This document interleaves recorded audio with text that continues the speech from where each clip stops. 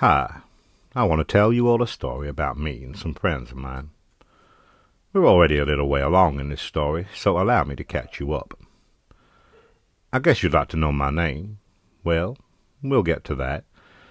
And a bit about myself. Well, we'll get to that too. Sound complicated? You have no idea. I guess I should start at the beginning. The beginning of my memories, that is.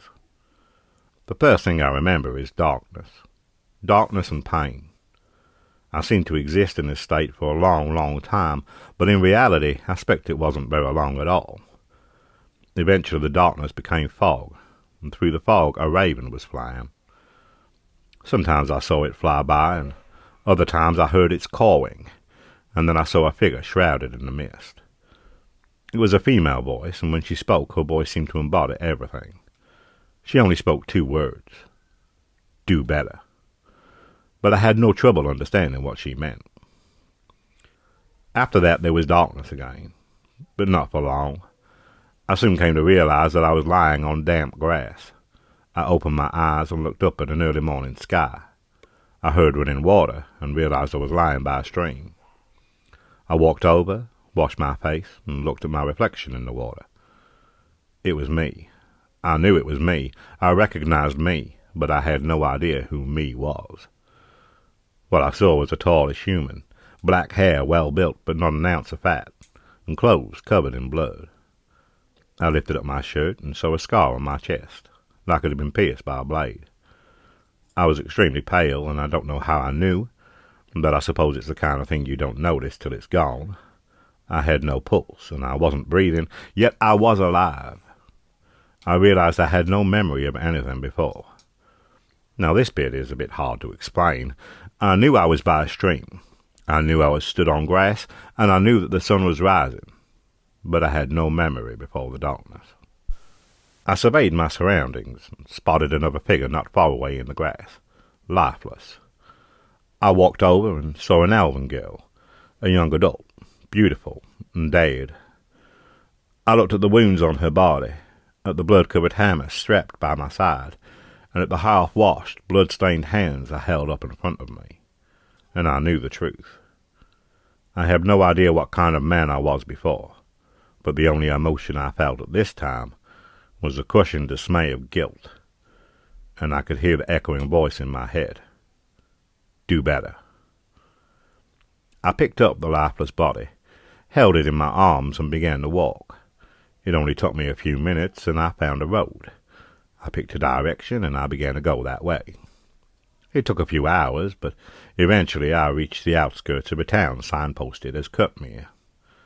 People must have noticed me, and before long I was approached by guards. They took the body and arrested me. They questioned me at length, and not surprisingly they were unimpressed with my story.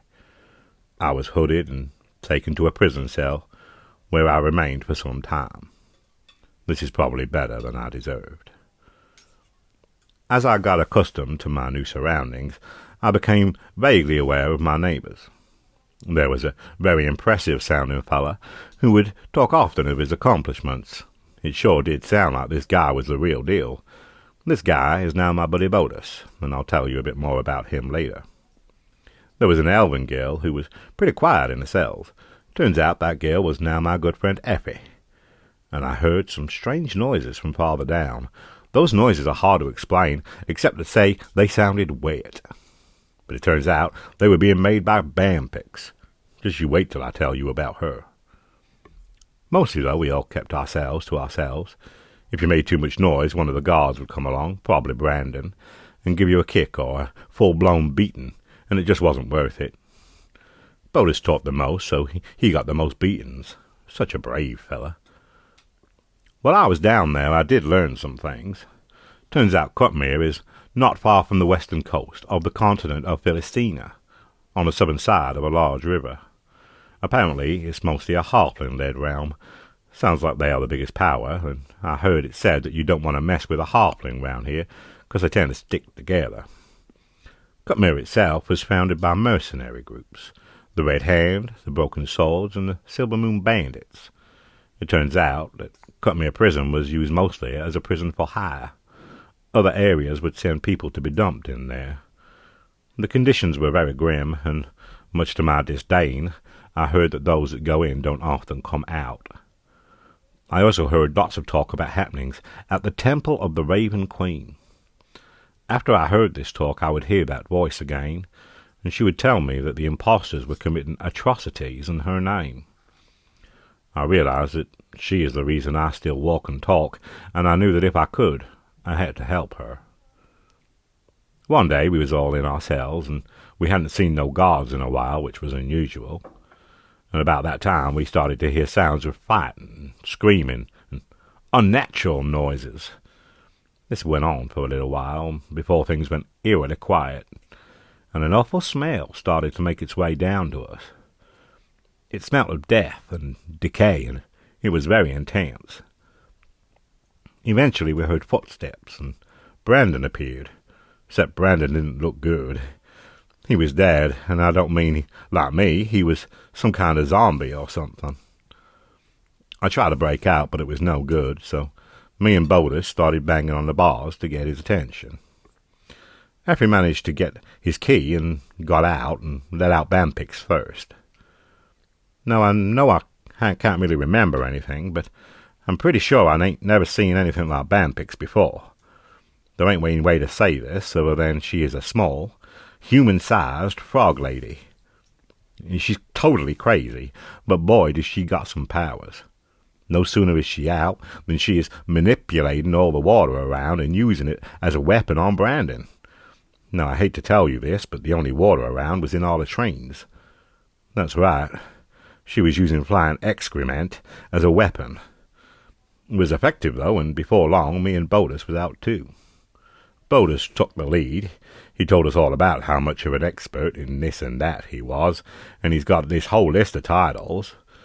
And Effie seemed a bit overawed by everything, but she was much more useful than she realized. We made our way upstairs, and there was more zombies, and we killed them, and Effie did some awful cool things, and Bampix threw around lots of unpleasant water combinations. I did my part, quite strong, you know, and Bodis, well, Bodis screamed a lot, but I think that was just how he gets in the zone. While we looked around, we found a note. And this note said that some guy was interrogating prisoners and throwing bodies into the shower drain. The person writing the note seemed to be concerned, and I can understand why. Well, I guess that'll do for now. I'll have a bit of a break, and then I guess I'll tell you how we got out of that prison.